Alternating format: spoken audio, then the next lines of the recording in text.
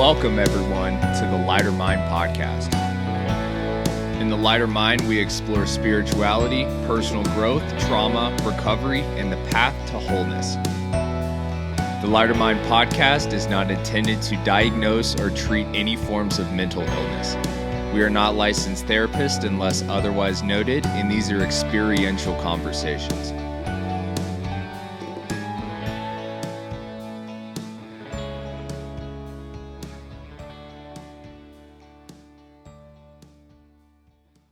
Hello, everyone, and welcome back to another episode of the Lighter Mind podcast. My name is Kyle, and I'm joined, as always, with I got Mr. Allen, Mr. Crow over there, and we were just shooting around some ideas of stuff or some things that have been coming up for us this week, and Crow landed on a very interesting topic. So we were talking about some responsibility, some accountability, ambivalence, some of those things. And Crow, you came up with something.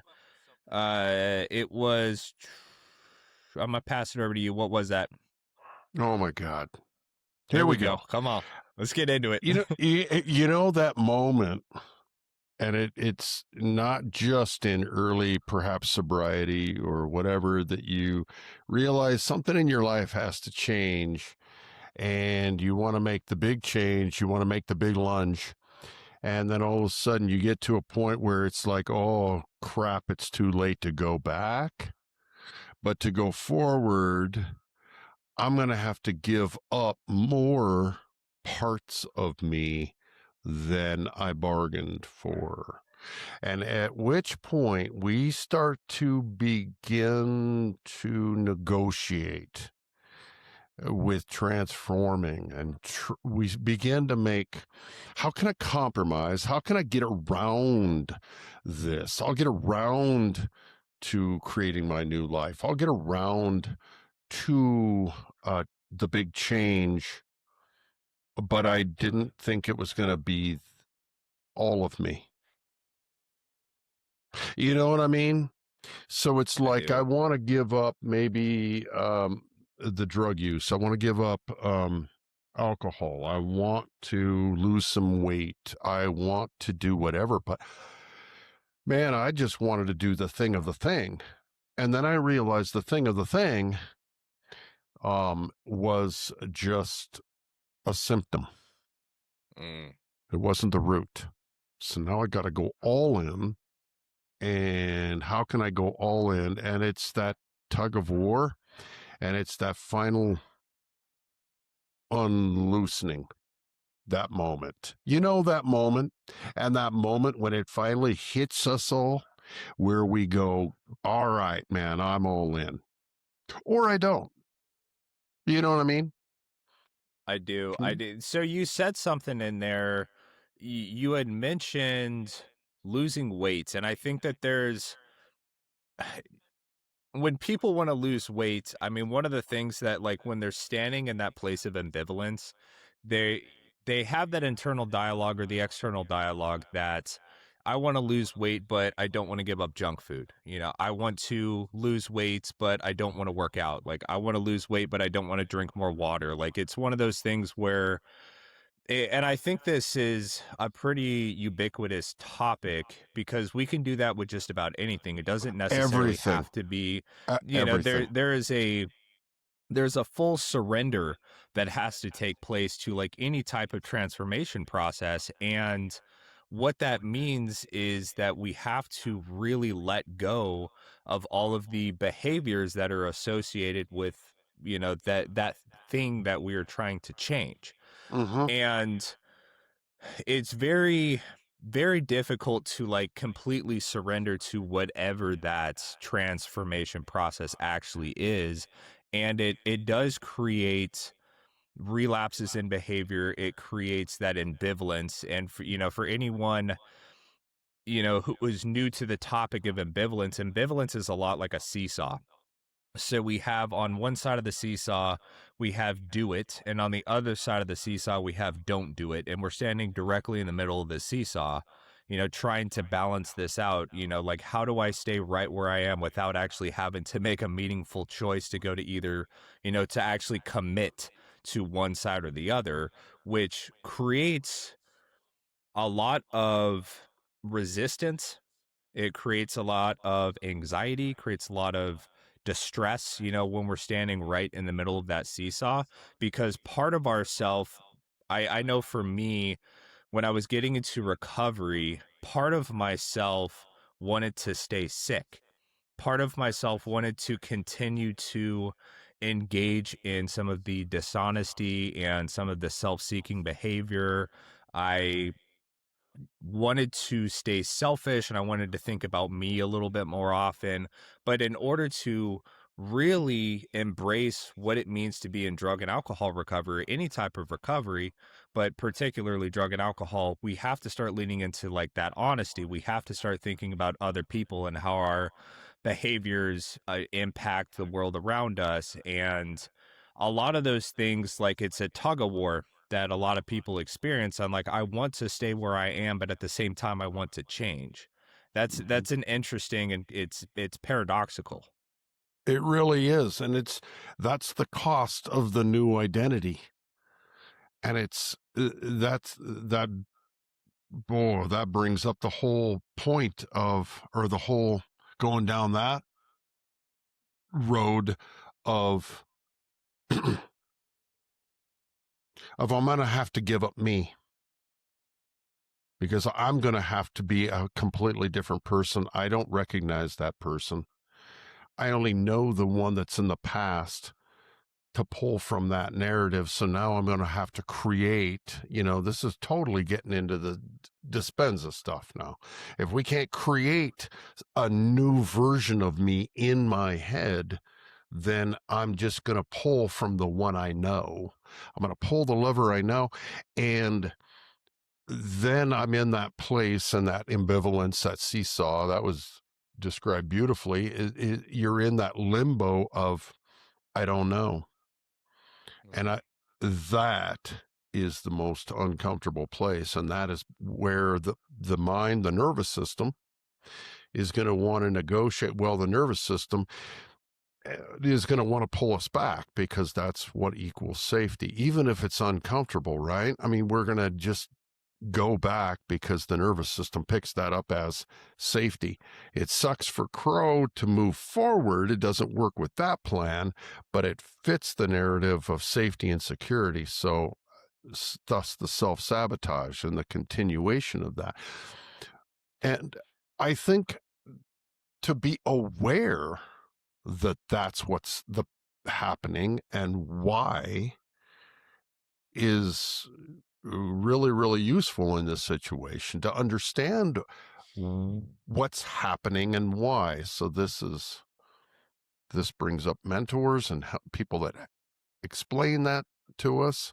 I wish I would have had it explained to me when I was going through it because my old version was crashing. I knew it had to go, but I didn't understand what was happening in the middle of that. And it not only opened up the black and white to the gray area, but it felt like an absolute void. Thus, probably the perfect description of the dark night of the soul. You are in this void of the nothingness, of the I don't know what's forward. And this is also where my brain wanted to go to negotiating. How can I keep as much as I can identify with, almost like you're hanging off a cliff, and I want to hang on to this one thread, and I know it's not going to hold, but eventually you have to work through that, but to be aware that that's the process, and Right. that is the frightening point. But yeah, honesty. We have to be completely honest. Um, with all of it in the midst of all that. Yeah. Yeah. So that negotiating, I think, is a really good word for it, because it is a bit like a hostage negotiation because there is part Mm, of us that is trying to keep us hostage. It's trying to keep us safe and protected, and it's trying to keep us in that place of homeostasis. And so it is a lot like kind of a hostage negotiation trying to navigate, that's a good through, one. we go through all the bargaining and they're like, well, I want to let go some of this, but not all of this. And I mean, that's a tough thing to do. So Alan, I was thinking about, and I don't mean to put you on blast, but I know that you have experienced painful health issues over the years. And I know that when people are experiencing, sometimes like they're experiencing chronic pain or something like that, they could go through a similar process because the process of getting past chronic pain is painful, right? And so it's one of those things that, like, am I willing to, like, am there's a little bit of complacency, I think, that can come up. Like, if I stay where I'm at, I'm still in pain, or do I push through the immense amount of pain that it's going to take to get better? Like, did you deal with any of that? Mm, well, I still have pain. I shoveled a shit ton of dirt yesterday and woke up with very painful. Mm, Um, when I went through this back injury that paralyzed the leg, the primary doctor was just amazed how good my attitude was, right? Like, and I was really into the Stoicism at the time. So I was, leaning into Marcus Aurelius and saying, well, this is my situation and there's nothing I can do about it, right? I can't, um, I can't change it. So I kept a good attitude about it. As far as the pain went, it's just something that I live with, right? mm, I just welcome it. I'm like, well, if it hurts, like today I have a little back traction device because I woke up and my good leg was a little tingly. And I'm like, well, I know that means that nerve is getting pushed on because I worked too hard yesterday. So, I just do whatever I can to alleviate, the acute pain. And yeah, it's weird because, what, and I think this is fairly common with people with injuries like mine, is you have a lot of different exercises to do, a lot of like stretching and, just things that help, right? So I'll do them for a few weeks and I start feeling really good. Like the pain is gone, my aches, and I'm standing more, erect. And then I stop because I feel so good. And then 2 weeks later, you're back to where you were because you stopped doing it because you felt good. So it's consistency and discipline, really, for me. Like, if I stayed super disciplined on everything, it would be great. I would probably feel great all the time. But I get to this point where I feel decent and then I stop. And then until it comes back. And then you're like, oh shit, I should have kept with that. mm, Um, um, but I was thinking about your teeter totter thing and really, making that choice to do it or not do it is scary, right? Because you don't know the outcome of either. I mean, we got a pretty good idea if you're addicted to drugs, especially like opioid type drugs. If you don't, and you go to the don't do it side, you're going to just die eventually. It seems to happen if you don't, hmm it's going to kill you. But the other side is scary too. Like, what's there, right? And I'm reading that. Texted you guys that book that's based on Alfred Adler, who was, one of hmm Freud's cronies and, same age, a little, so we're in that little group with Jung. And, um, he talks about that, and I'm drawing a blank, of course, as soon as I bring it up, about the unknown and how you have to push into it, right? So the hmm unknown, when you're standing on that thing, it's two unknowns. One is kind of a known, like, well, but you think I've been a junkie this long or I've been addicted this long, I'm going to be fine. I can stay where I'm at. I can keep doing this. Like, you know, Crow functioned pretty well when he was in the depths of his drinking. Like, I didn't even know. Like, I could have I mean, I kind of knew there was something not quite right from some of the conversations, but he functioned. He was functioning more or less like a normal human being in society. Like, kept a job, you know. But eventually it caught up with him, and thank God it did, and kicked him in the ass, and he freaking course corrected. So, but at that point, he was pretty well balanced on that teeter totter, like, sort of functioning, sort of had a job, sort of. I'm not saying you were, and I mean, I look back but you came across, like, if you went out and talked to people, no one would have known what was going on. They're just like, I presented well. Right. Yeah. Meanwhile, I was dying inside. Right. Yeah. The mask was good. I was texting a college friend of mine he was on TV, and he gets this very serious look on his face, like, and I'm just like, dude, what is up with that? And he's like, I just got to put the mask on. It's my job. It's kind of what, and I'm like, it just, I go, you look like there was a puppet guy. I can't remember his name, with the real grumpy bald puppet guy. So I'm like, you look just like that. Stop. And he's like, it's just part of the mask I have to wear. And I'm like, so Crow had the mask of, like, it's not that bad, when I was freaking 280 pounds. Oh, I look pretty good. And even now that I'm, put some weight back on, oh, I look pretty good. I don't need to lose weight. And then I'm like, fuck, I feel like shit. So, and the losing weight is I mean, obviously being heavy is bad for you, but it's not. To me, I'm like, well, would I rather be addicted to drugs or alcohol, or a little fat? Well, I'm going with I'm a little fat. I'm okay with that right now. I'm not okay in the long picture with it. So I think people justify what they're doing, and they aren't honest. They aren't on, it's Troy, my friend Troy will show me a picture that he took of me in the brewery, and I look like I'm in one of those sumo suits when I was at my fattest. Those things those guys wear? And he's like, look at this picture of you. Whenever I'm like, I'm so fat right now. And he's like, yeah, well, look at this picture of you. And I'm like, oh, yeah, boy, I was a big dude, but I was in denial of it. I wasn't honest with myself. I'm like, I get out, ride my bike all the time. I'm in great shape.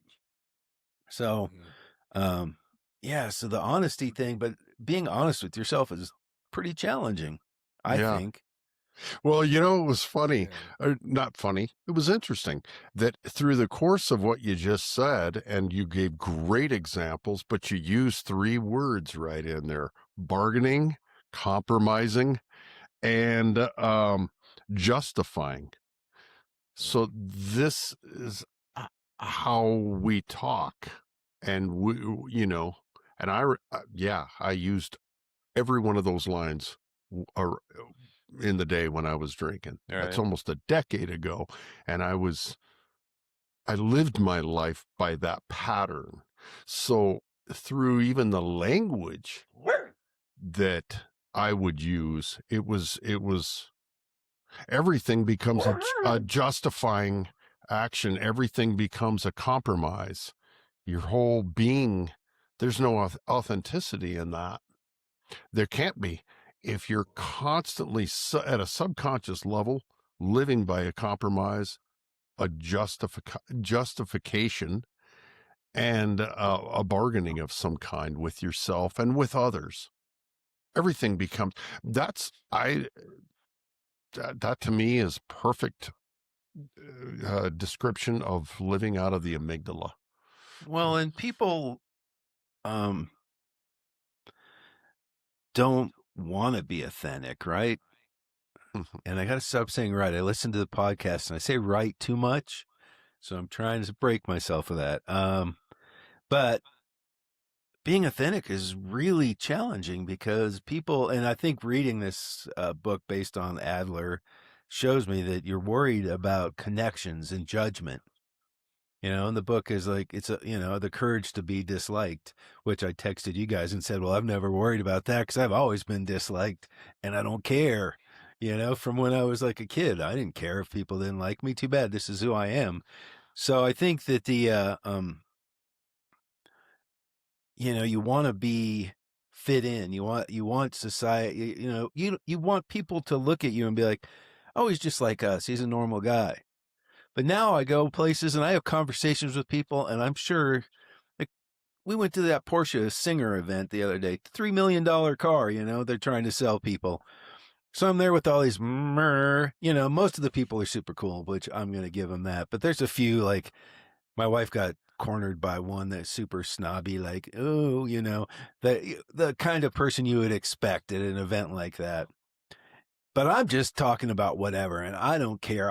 It's an open book now. If you want to hear what I do with my time and whatever kind of weird shit I'm into, I just tell people. And if they think that I'm weird, I don't care, because I'm who I am. I don't care that you think I'm weird when I talk about whatever weird ideas go on in my head about what's going on in the world. Don't care anymore. And it's very liberating to not care. And I can walk away from someone and they'll be like, that guy's weird. I don't like him. Yeah, don't talk to me again. I don't care. Yeah. This is not important. Like, I don't care. So I think that there's I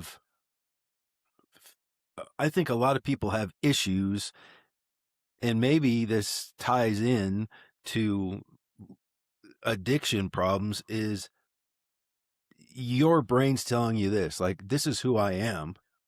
But society is like, you can't be that way.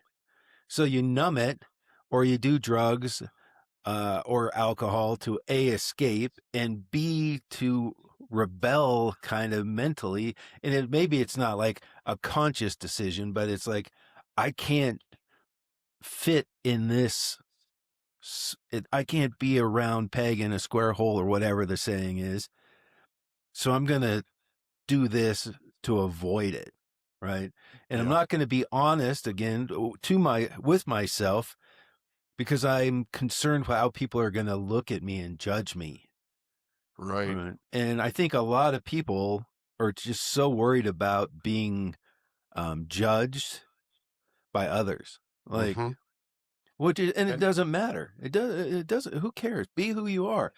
And if, I think I've said this, and I don't like the song Blind Melon with the little bee girl, at the bus stop and shit. And everyone's like, what the fuck is wrong with this bee girl? And then at the end, she finds the whole field of bee people dancing around and she's happy. I mean, that's a really good message. Like, be the bee girl. Just find your tribe. If the Mer people at the Porsche things are annoying, find the guys who just want to drive the fuck out of the cars, talk about working on the cars, enjoy the engineering and the precision, not the like, oh, look at me, like, oh, well, let me do this. Hold on. Get my little pinky up here. I'm having a wine at the Porsche event. Yeah, no, whatever, man. We're just here because we think cars are cool. So, well, wasn't it Nietzsche that said, Nietzsche, that said, the opposite of courage is conformity? It could be. I don't know. And I think that's absolutely true. And so then we got to look at my identity when I'm going through transformation, is where did I learn that it wasn't safe to be myself? This goes to Gabor Mate big time, right, Kyle? I mean, when did I learn and get that message? I'm going to have to go all the way back to understand the pattern, to realize, if you're like Crow and you're sobering up at my age that I was then, which is entirely too late. Not too late. I don't want to say that. I almost said that, Kyle. Never too late. But it took me, I'm a late bloomer. It took me a while to learn that I'm going to have to go back to understand those patterns. Where did I learn that it wasn't safe to be authentic, to be me? And yeah. So as y'all were talking, so I was I was listening to some Brene Brown. I think it was Daring Greatly, one of her Hmm. books that is centered around shame and vulnerability. Yeah. And there was a quote that she had from here that is about shame resilience. And it is success, recognition, and approval are not the values that drive me. My value is courage, and I was just courageous. And this is highly relevant because it takes a tremendous amount of courage to show up and just be yourself and to step away from this idea or this fear of what other people think of me, because the reality of the situation is that most people don't sit around and think about us. They like And no people one are, cares. No one yeah, no one cares. gives a shit like what we're Mm-mm. doing or I mean, people aren't sitting at their home right now thinking about Kyle. It's just not a thing. People are Right. caught up in their own little world, but it takes a lot of courage to also lean into that unknown. So you were talking about, Alan, when we're stuck on that ambivalent seesaw, that there are unknowns on both side, and it takes courage to be able to walk to one side or the other. I mean, to just get out of this place of stagnation that we're in and to really embrace like what are the possibilities of who I can be. And then on the other side of that, it takes courage to lean through that fear of, am I going to like myself on the other side of that? Are other people going to like me on the other side of that? That's one of the things that I see happen with people that are in recovery, where they start questioning, am I going to like myself sober? Do Am you I ever still ask them going? if they like themselves now? Yes, and they usually hate themselves. Right. And that's one of those things. That's like you were saying, it's an unknown on either side. And so what I usually say is that anywhere is better than here. Which is like, but which usually they're like, oh, well, I guess that's right. Because I usually ask people, do you want the last or the next 5 years of your life to look like the past 5 years? And people are like, hell no. There's absolutely no way I want to continue to show up the way that I've been showing up. But there's a lot of things that have to, I mean, that authenticity piece is such a big part of my recovery, and one of the things that I really try to teach people about. But it's really challenging because there's a lot of fear, there's a lot of control, there's a lot of lack of safety, there's a lot of question marks. And it does take a lot of courage to be able to lean into that and just embrace this, what could I be? Who can I actually become without A, B, and C? It's Hmm. it's tough. And with that, here going back to the, negotiating with transformation, this is where I'll I'll be willing to change, but how is that going to blend into my family dynamic, my marriage, my friends, my family? What part can I change that they'll accept and that I'll be happy to change? Where then the more the recovering or the awakening individual becomes, they go, wait a minute, there is no other way but to be completely vulnerable and go headlong into the abyss and be me, because I can't pull up the compromise and make both parties happy. So it's this almost refinding, or it's this recognizing, this recognizing myself again, to say I have to be one or the other. I cannot be the limbo guy that shows up as you had described me, you know, Right. just presenting well for my boss. Meanwhile, I'm just a lost soul. I hate myself, and then I drink about it every night, but then I show up for the world. So that's still hell, really, at the end of the day. So full on sobriety or awakening in this process, to me, I realized, is it requires not only honesty, but now to reach authenticity is going to be vulnerability, extreme opening, like come and get it. And with the vulnerability, it had to start with ownership. So, and this speaks into Stoicism too, Alan. It's I own everything. Nobody owns anything, right? Just like you've always say this: nobody gets your day. Nobody gets to own your day. If somebody cuts you off in traffic, pisses you off, whatever, what were you doing there? What were you, how did you find them? It's a radical ownership. But once you do radically own, Kyle, this is back to the shit pile analogy, right? You climb to the top of your shit pile. Now I can be completely open and honest and come and get me.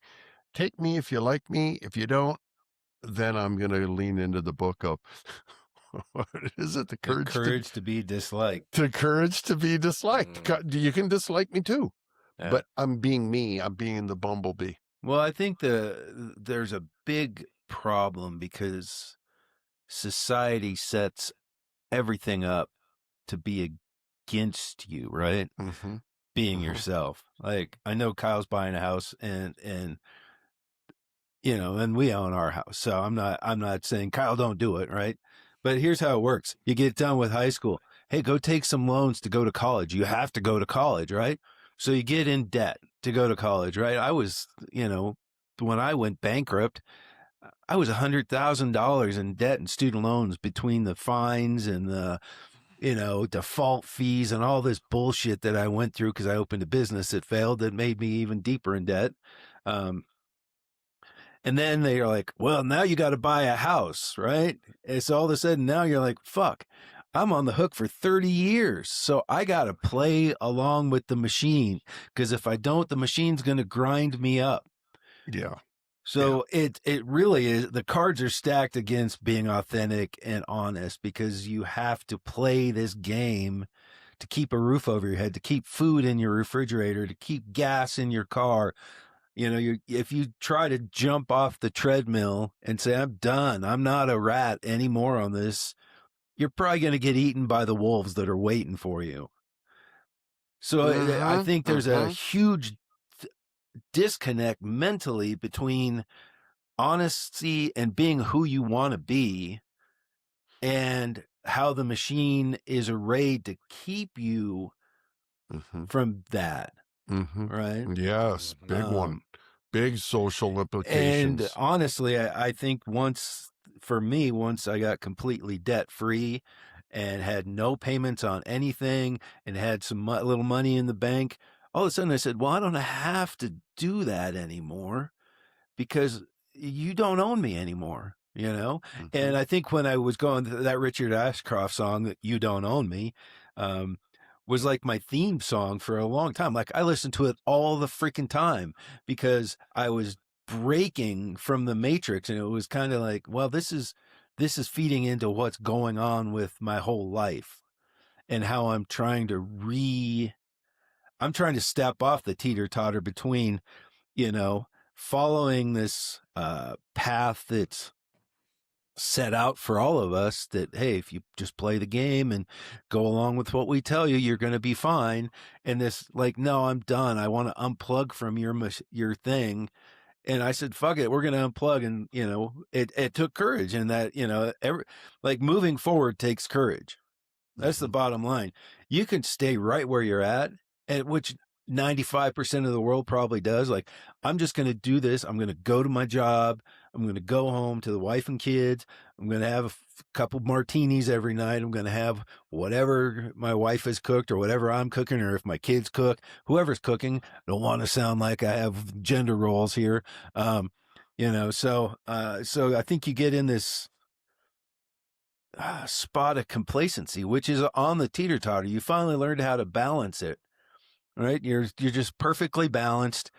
If you move a little one way or the other, you get a little wobbly, and then you got to figure out what you're going to do. Do you want to rebalance, or do you want to take the risk?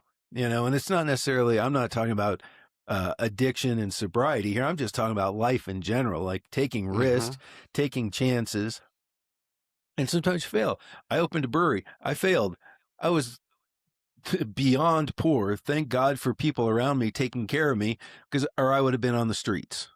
You know, Mm-hmm. I had parents that were very generous and helped me because I don't think they wanted to see me pushing a shopping cart down the street. But that's where I was at. Mm-hmm. And then I got back on the wheel, and I said, well, I'm good. I could do something really well, and I can get on the wheel, and I'll just go on the wheel. And then finally, I'm like, I'm done with the wheel.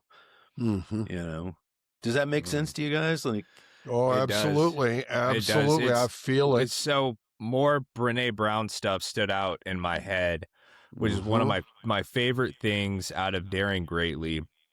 And it's, if I fail, at least I fail while daring greatly. And it's Right. one of Love those it. things that, like, when we are trying to show up and be ourselves, when we are trying to take chances, when we are trying to follow our bliss, when we're like, the possibility of failure is always going to be there. But if you want to actually be like that man in the arena who is, who is actually in there fighting the good fight, like, you have to take chances, you have to take risks, and you have to, like, really show up and be vulnerable, because it takes a lot of vulnerability to even start a business, because there's so many unknown factors, there's so many things that are out of your control. But it's either you're going to start that business and try to do something, and try, and step into that courage and that authenticity, and that, this is, I have a dream and this is what I'm going to do with it, or you're going to stay where the fuck you are. I And a love lot of that. people, a lot of people stay where they are. I love that. And kind of what I'm hearing from you also is changing the relationship, just changing the relationship. Fear is always going to be there. My relationship with fear had to change because I saw it as something, oh shit, you run from it. And that included every emotion that would arise because I didn't know what those little buggers were and they scared me. And I had no history or no explanation throughout my life of what they were for. And so I listened to them and mistook them for thoughts and direction in life. They weren't the motivating factor. I didn't know that. I needed to learn that in order to change my relationship with fear. It's always going to be there. It's still there. It's always there. The challenge is that we have to have more courage and realize that the fear is there whether you are living a joyful, content, happy, peaceful, prosperous life. Still going to arise. What do you do with it? And it's the recognition that I don't have to follow it or be guided by it.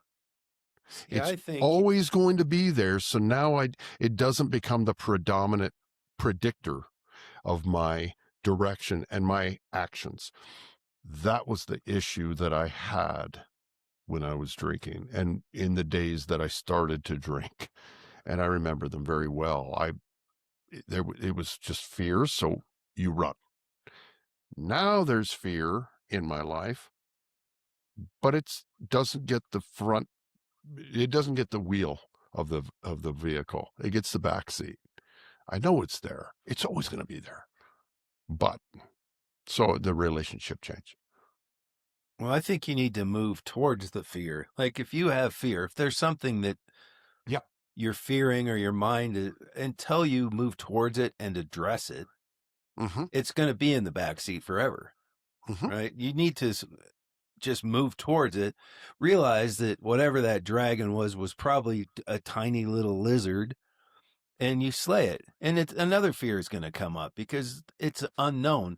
The future is just can be this joyful thing if you want it to be, or it could be something where you have fear and you don't address it and you try to escape it. Absolutely. Right. So to me, if I like start thinking of something and I get like nervous about it, fearful.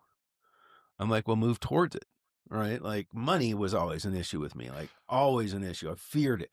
And I went bankrupt at, 30, whatever, close to 35 years old. So I was back to square one at a pretty ripe age, really, in the big picture. Like most people are like getting their house in order, and I'm like, totally fucked. But then I said, I gotta change my relationship with money Mm-hmm. and change my relationship with the fear of losing money and switch my energy to the fear that money comes to me, right? Yes. And it's only been in the past few years where all this like lack of fear has come around and made life easier. And it's life, funny thing is life is easy, right? It's very easy. We just make it hard. And I texted someone this morning. We were talking about something that had happened, and I said, "Well, here's the funny thing about life is, when we're in school, we study and learn to take a test." I go, "But in life, you get the test and then you learn something from it, right?" So, Oh, that's good. and I don't know if I read that or saw that somewhere recently, but it came into my head this morning, and I'm like, well, it's kind of true. Like, you get smacked by something in life and it's there you have to learn from it. Like, what can I learn from this situation? Like when I went bankrupt, the test was you're bankrupt. And the lesson was how to not be such a fuck up. And, so.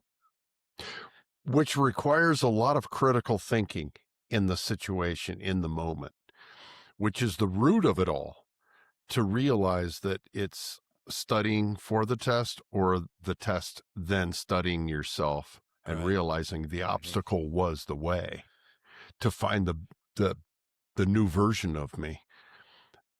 And that's going back to the whole Matrix analogy that you were all referring to, is we're not taught the basic skill of critical thinking through that. We're just taught there's an answer and there's only one way and I don't see it, so run.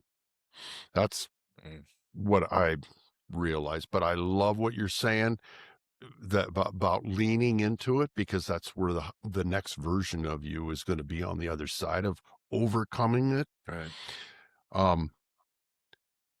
But in those early stages, for any listeners that aren't to that point of just going, yeah, bring it, that challenge, it's like, I'm leaning in, baby. This is really pissing me off. And now I'm going to lean in, double down. There is that negotiation that says, how do I hold this up in the light now? Because this is a new one. So there are those two places, but I think what we're kind of doing is bringing two of those different places of development into the. Well, do you think that in the early stages of sobriety, that how easy is it to be honest? I mean, you've lived basically, dishonest it's life. Almost impossible. It's right. almost impossible. But that's the negotiating piece until you snap. And good point, Alan, because I compromised until my sponsor finally said, you're trying to outthink this. You can't outthink this. It's down here. It's in your heart, buddy. Right. It's in your gut. And you have to dig deep, bring it out. Boom. But Yeah. took a lot to get to that point. Alan, there was something that what you were just talking about, man, with I thought that was really beautiful about the difference between like going to school and how life actually happens. So we have that test and then we have to dig in and figure out, okay, what did we learn from this? And one of the things that I was digging into this week was growth mindset. And so this is kind of in that vein, but like where the conversation actually went with this was how a lot of people, they have some type of challenge or they have that test that life presents them, and they don't learn anything. They don't look for like the gem that's in there. You know, what is the lesson? What can I take this? How can I integrate this fully into how I move forward from this point? A lot of people, I mean, that might be an overgeneralization. Some people, they get hit in the face with life and then they just keep moving.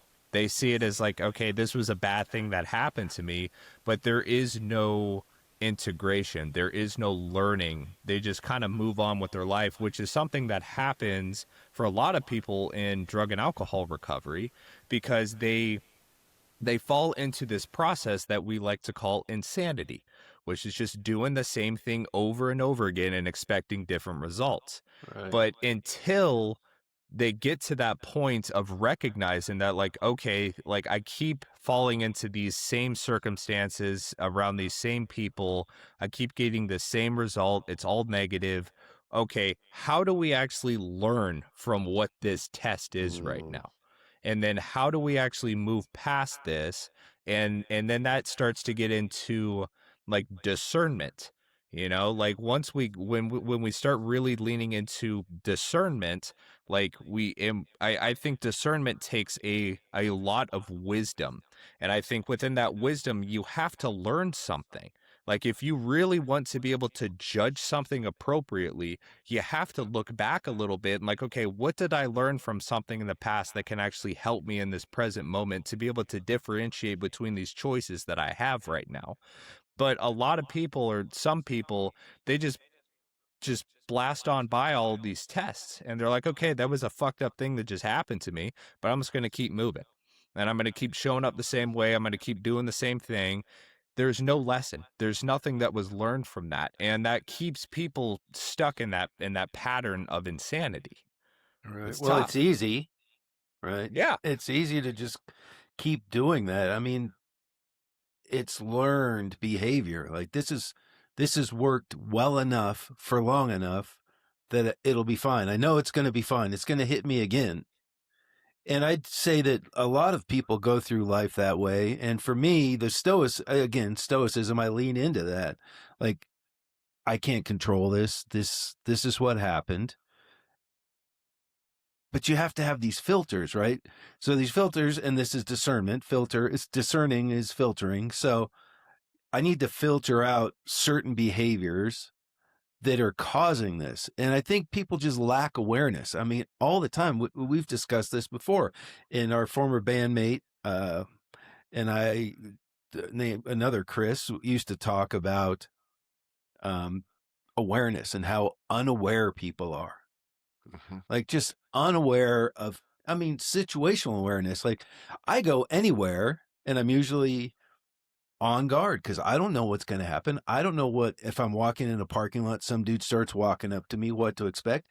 He might be just handing me a little thing. Like the other day, I saw a guy and I swear he was driving my uncle's 1970 Chrysler Imperial, exact same car. It had to be it. So I walked up to the window, old guy, and he jumps out and then he hands me a thing for some Easter thing at his church.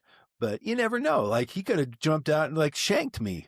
And most people be like, do. And all of a sudden their guts are on the ground and like, wow, I didn't expect that guy to stab me. I'm like, well, it's called situational awareness. You need to always be on guard, no matter what, if it's physical, mental, whatever, because everything out there is working to fuck with you all the time. All the propaganda, all the layers of non-real things that they feed us through the system of news or whatever. You need to be able to filter, and I think you need to filter your own thoughts and you need to be able to filter your own actions and say that didn't work.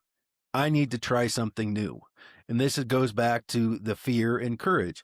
Well, I'm trying something new and it might be even worse. And it could be worse. You'd be like, well, this is the worst thing I ever did. Now I'm, instead of standing almost on top of the shit pile, I'm waist deep again. Yep. And then you need courage again to say, okay, that didn't work. What can I do? Right. And I think this is where the Stoicism for me is good, and I'm old, right? So I've learned through a lifetime of being a total screw up what works and what doesn't. But I also am willing to say I'm going to try other things Mm-hmm. because I need to keep moving forward, no matter what the forward is. If it's with, providing for my wife and my household, or if it's for trying to get back in shape. If you don't move forward, you're just going to be stuck in this little cesspool of nothing, right? Like, Yeah. if you just keep like showing up every day, doing the same thing every day without pushing yourself, what's the Yeah. point, right? You need to push, push, push. Um, I love that. I like that you're bringing that up because of that situational awareness. You know, if you walk through an airport today, it's amazing, man. I mean, that's one situation. That's one place where you can really see how there could be a lot of potential risks. Um, because everybody internationally goes through a big one, right? And you not necessarily have to be on guard, but you have to be very aware of others around you. Are they psycho? Are they, whatever, right? right. And the amount of people on their phones walking, zoned out, headphones in, can't hear, they are in the devices. And it's just like, come on, people. So if you're doing that in a place like that, you're obviously doing that in the privacy of your own home 24/7 or whatever. Right. I mean, so then the question would be, where do you fit in? Where does your own personal thoughts fit in? If that's the sort of bubble that you have, is that not a state of fear? If you really think about it long term, the effects of that are going to be fear, because you look up from that device one day and you're going to be absolutely shrouded in fear because you don't know yourself. You gave yourself up. You're losing, and there's no discernment. There's no discipline. There's no metacognition or metacognitive awareness. eh, Nowhere. And that the skill of that hasn't been developed. You're lost. And then all of a sudden whoa, what do I do in life? Now I have no idea. Well, you know, you're age 35 or whatever, but that's the disciplines that you've been living by. And that's the standard you set for yourself. So now welcome to the world. And it's like, boom. And yeah, that's how do I handle the tests of life? I have no clue. Let me look it up real quick on a YouTube short. Yeah. It doesn't work. Doesn't work. You need everything that you guys were describing, which is years of studying your mistakes and then navigate. Learning how to discern, which to your word, Kyle. So, Well, I don't think there's much value that society puts on any of that. Like, I no. think it's way easier for them to say, just stare at your phone. Like, I just laugh when I see those videos of people like walking, staring at their phone, and they come around a corner, they're like in the mountains or whatever, and there's a bear there, Yeah. and they aren't even aware of it until it's like the last second, then they have to run. Like and it drives me crazy. I watch this guy walk his dog every day past our house, and he's just staring at his phone the whole time. And the dog's like, being a dog, wants to sniff, wants to do dog things, being in the moment. And the dude is like this the whole time. Just wait, hold on. The opposite of being in the moment. Yeah, it's The just extremes between the animal and the human. Yeah. But I think a lot of people just don't want to be honest with themselves and truthful. Like it's the easy route.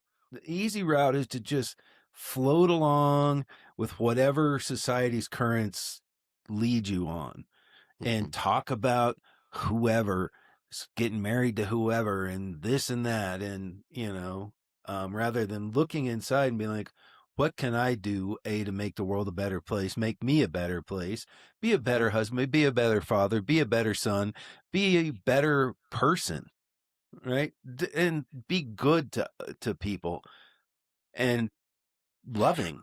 I love that, Alan, because ultimately, too, when we find and we're on that negotiating table with our transformation, ultimately what wins the day is the version of me that shows up the best for the world.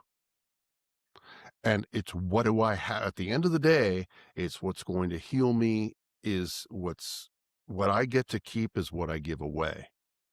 And I think that's in sobriety. That was definitely my journey, is ultimately how how, how can I serve others? And that was the big defining factor. And you know my story now. For 10 years now, all I've done is worked in occupations where I'm serving. So that and with that, when you're in that public service role and that servant role, you can only give away as much as you know yourself. So it's a two-way street, and it becomes a two-way relationship. And Kyle, you know what I'm talking about. The more you give, the more you have to start becoming more open with yourself. Not yourself to them necessarily, but certainly, because there's that boundary, but certainly you have to go deeper, and we all do. And you felt this, you know this, Alan, where you have to be more authentic in order to share and to bring yourself to the world, because that's ultimately what it is. And that's what it's all about. Well, and I think there's a challenge to being in service to others if you're really broken. Absolutely. Right? So I think you always Yes. have to put yourself first. If you don't put yourself first, nothing absolutely is going to come good from that for others. And do you see where it brings out the best in you? Because there's no bullshitting. You can't show up for others with a half bullshitting you. Right. Yeah. So it's a two-way, man. Well, it's a great and by thing. putting yourself first, I'm not saying in a selfish manner, like No, fuck these people, right? No. But you need to work on your own health, mental health. Mm-hmm. You know, if you don't have, and I've said this about relationships and my wife, that I had to get my house in order before I let someone in, right? So I think you need to have your house in order before you can go be of service to others. Because if you have unhonest or distorted view of what reality is, whatever that is, then you going to someone else and trying to be helpful could be more harmful than good, because your advice might suck. And I don't even think giving advice is good. Like my buddy that comes down that every month that I go to have breakfast with, that's working through stuff, I don't ever give advice. I just do talk about my experience and your experience and just general philosophical kind of ideas on how to be a better person. Right. And that's really the key, is having that courage to say, I want to be better. I don't want to be selfish. I don't want to go and hurt people to make me feel better, which is what I did when I was younger. You know, it was very easy to just be that guy that hurt people.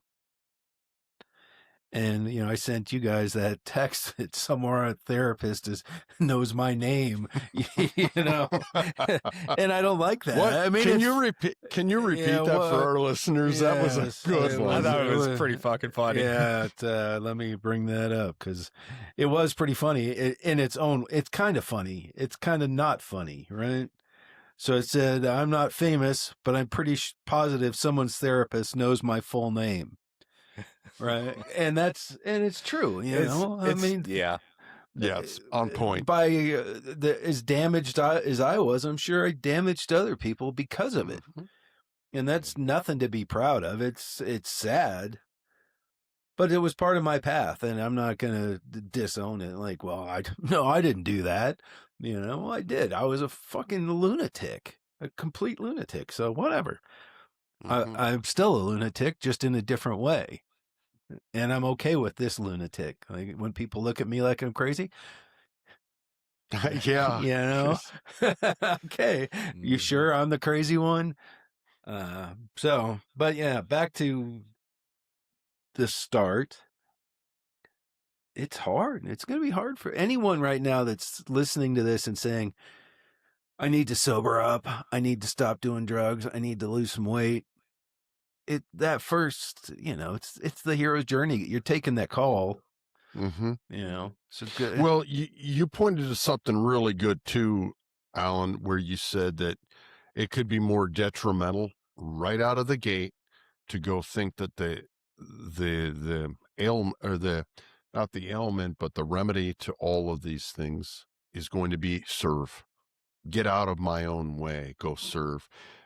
That's not, I don't think we need to be and it was good that you said that. And that's not the prudent way to go right out of the gate, because you're not, like you pointed out, you're not ready. And there takes some not only knowledge, but wisdom before you get your shit together to go try to work at another place of healing, because it can mess you up and it's too preemptive, and it's too easy to negotiate and go back with those you're helping. I've seen it and I've watched that, so Kyle, you're laughing and you know what I'm talking about. It's too soon in the game. Yeah. So we have to do our work, go monk mode, not warrior mode out in the world, monk mode, go in, Musashi's out there. We got to go in and check our shit first before we are comfortable and secure enough, not fully, but secure enough. Well, and serving, and so doesn't you had a good point. Serving doesn't necessarily, I mean, it's not like everyone that sobers up is going to go do what you guys do, This is true. But serving could be being a better husband, being a better father to your children. Like, well, I sobered up and my kids suffered because of my years of substance abuse. So now I need to be a better person, and I just need to be there for them. And that's all it is that is your level of serving, is you're making amends, or and even the past doesn't matter. You're making a better future. Absolutely. So I love it. And you're Right. no longer the drunk dad on Saturday afternoons at your kid's ball game up in the Right. stands, acting like a jackass, embarrassing your son or your daughter. Right. And, or the one that shows up like a fool at PTA and everybody can smell. Right. Right. So that's big wins. You don't have to do what Kyle or Crow do, or a sponsor in the halls or anywhere else. Just, you show up, your vibration, people understand you differently. They see you, feel you differently in a grocery store, at the gym, wherever. So it's small wins and understanding those. I love it. This is a good topic today, Kyle. It is. I like it. All right. What are we grateful for? Go ahead, Crow. Oh, ready? Man, I got mine. I'm going to go with my family and friends, man. I'm going through this process right now, Kyle, where I'm car shopping, and I've got such a wonderful network and a net of just people everywhere, just going, man, I got my feelers out, got my you're in my prayers, and all kinds of cool stuff. It's everybody trying to do the most they can to help me out. And it's just it's so fun. It's so nice. It's so neat. And I just love my family is really helping tremendously, do a lot of legwork while I'm at work and while I'm here. And Stiley, you're right, right at the top of that always. I'm grateful for that, family and friends in life, and I'm grateful for right now the weather. Um, and as always, um, I don't know which one I'm going to put today. I usually do health because I'm always grateful for my great health, but I'm also going to be grateful for the work I get to do every day when I go to what people would call a job. It's not a job, it's a lifestyle of service. So I'm very, very grateful that I live this life of that. So that's mine. I was 4. I cheated. So next week I only get 2.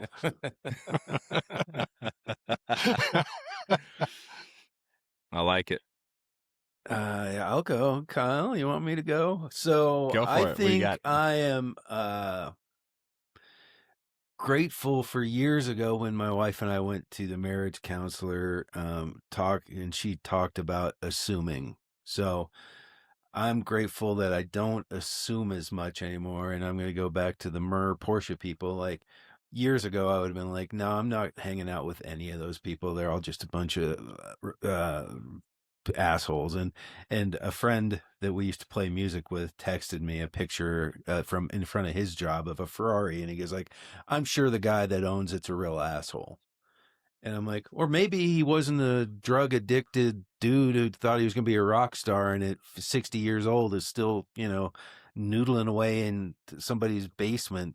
So I'm glad that I don't assume, because I've met a lot of really nice people and had unexpected things. Like 2 people I know in this group have sisters who've died of opioid overdoses. Like I would have never known that about them. I would have just assumed that they had this like really great life, that, made all this money, whatever. And now I've learned, like, don't assume anything about anyone when you meet. And I told this when we worked with the kids at the troubled teens. I said, you can learn something from everyone. Yeah. From the richest douchebag in the world that might be a total douchebag, but you're going to learn, hey, I don't want to be a rich douchebag, to a homeless guy or a guy whose sister died, on his parents' couch from a drug overdose because she had been prescribed, the non-addictive, whatever it was from Purdue Pharma, and got addicted. And then someone said, hey man, instead of buying, and the doctor cuts her off, and instead of buying the, drug on the street, go do heroin. It's cheaper, which led to a death, right? So a fentanyl thing. So I'm glad to not assume. So that's number 1. Number 2, I am grateful, obviously, for my friends and family. You guys, like, brothers. Love you both. And it's, my circle is much smaller than years ago, but it's really good. And you become, like they say, the sum of the 5 people around you. So I feel like being with you guys and some of the other people in my circle have made me a better person. So that makes me happy. And third, I am just glad to be alive. So much death and destruction all the time around, and you hear friends dying and friends with illnesses, and I'm just happy that at this point in my life, I'm pretty healthy and pretty happy. So, I like it. Alan, I love you too, man. thanks, Kyle. I love you too, Kyle. I love you too, Crow and Alan, my boys. My boys. What am I grateful for? I have a lot of stuff going on in my life right now, and it's all good stuff, and I'm very grateful for the opportunities that I have. I mean, my wife and I, we're in the process of buying a house. I'm working in a role that I love working in. I'm going back to school right now, and I don't know. There's just like a lot of cool shit that's going on in my life right now, and I'm very grateful that I am even alive to have the opportunity to do some of these things. And I think that I'm grateful that my recovery turned out differently than I expected it to, because there's things happening in my life right now that teenage Kyle could have never imagined. And I think I'm incredibly grateful for how my life has shaped out as a result of just not doing drugs. And let's see, I'm grateful for my wife. Dude, my wife is a fucking badass chick, man. She's been handling a lot of stuff with this house stuff. She's bought a house before, and I've just been kind of taking her lead, and dude, she's a boss. I mean, she just steps up and kind of does what needs to be done, and she has a pretty good amount of resilience in her, for damn sure, for all the stuff that she's been through and how she's still able to show up and wear a happy face on a regular basis. And I get to show up and be a kid around her, which I really like. And so, yeah, I'm grateful for her. And I'm grateful for Savannah, Georgia. Dude, this is such a gorgeous place out here. It's starting to warm up a little bit, and I get a, oh God, I was driving to the gym this morning, and I get to drive over. There's a couple of bridges that I have to drive over, and the sun was just coming up. And so I, look out my window, and there's just, there's boats out on the water, and the sunrise is coming up, and it's reflected in the marshes and the water. And I'm like, Jesus Christ, dude. But I get to see that shit every single day. And so I'm just incredibly grateful that once again, I even have the opportunity to live in a place like this, and that I get to see stuff like that on a regular basis. So yeah, life's good right now. Life's good. Yeah, Beautiful. but I do love you, gentlemen, and I think this was excellent today. I mean, I really enjoyed talking about this stuff, and for everyone who is listening, make sure that you are checking us out on Instagram and on YouTube and Spotify, and sharing and liking and doing all those things to be able to support us. And we'll catch you on the next episode.